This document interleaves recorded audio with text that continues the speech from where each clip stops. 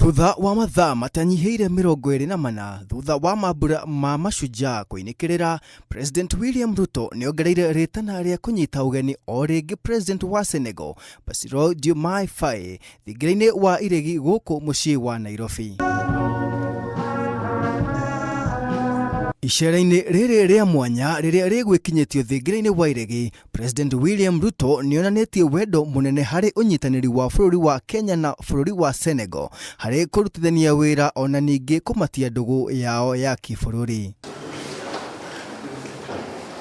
President Ruto na mũrunawe wa Senegal, President Bassirou Diomaye, nĩmarĩkĩtie kwandĩkanĩra na gũĩkĩra ngirimiti yao ya wũiguano gatagatĩ ka mabũrũri maya merĩ. We did agree with His Excellency the President to reaffirm our collective commitment to multilateralism and agree to work together to ensure that we have a multilateral agenda to ensure that the UN has fair representation and is effective in addressing global challenges by streamlining operations, modernizing structures, and making it fit for purpose. Mamwe ma maũndũ marĩa mabũrũri maya merĩ maiguanĩire kũrutithania wĩra nĩ ta maũndũ megemainie na gũkũria wonjoria na biacara o hamwe na kuongerera ũrũmwe na ũnyitanĩri.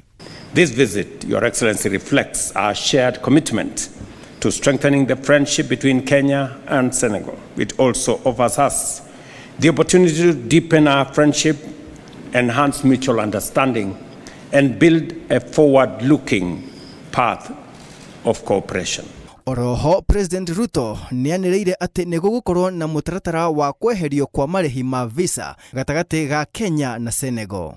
We recognize the foundations that already exist between our two nations and are pleased to announce the conclusion of a new visa waiver arrangement that will allow citizens of both countries visa-free travel for up to 90 days.